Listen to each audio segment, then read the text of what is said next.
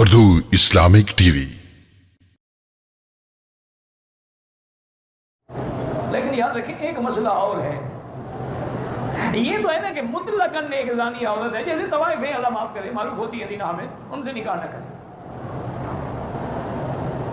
لیکن ایک مسئلہ اور ہے کہ کسی آدمی کا نعوذ باللہ کسی عورت سے ناجائز تعلق ہوا، اس نے زنا کیا، یعنی وہ کوئی کنجری یا طوائف یا زانیہ نہیں ہے، اس نے اس سے زنا کیا۔ اب اگر یہی آدمی اس سے نکاح کر دے تو کیا یہ نکاح ہوگا یا نہیں ہوگا؟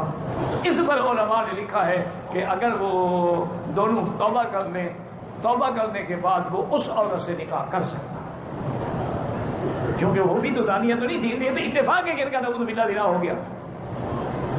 ایک ہے کہ معروف بالزنا جو ہے اس سے نکاح نہ کرے۔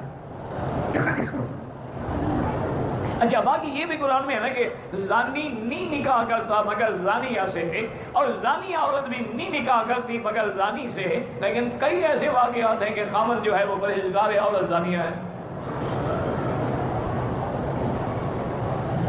اور کئی ایسے واقعات ہیں کہ عورت پرہیزگار ہے، پابند صوم و صلاۃ ہے، شوہر زانی ہے۔ اب ایسے حالات میں علماء نے کہا کہ پھر یہ کیسے ہوگا کہ زانی تو بغیر زانیہ کریں؟ علماء نے کہا کہ اغلب حکم یہی ہے، کیونکہ جنس کو پسند کرتی ہے، زانی عورت زانی مرد ڈھونڈتی ہے اور زانی مرد زانی عورت ڈھونڈتا ہے، لیکن اتفاق ہو جاتا ہے کہ کبھی شریف کے گھر میں غلط عورت آ گئی اور کسی شریف عورت کے پاس غلط شوہر آ گیا، یہ اتفاقات ہوتے رہتے ہیں۔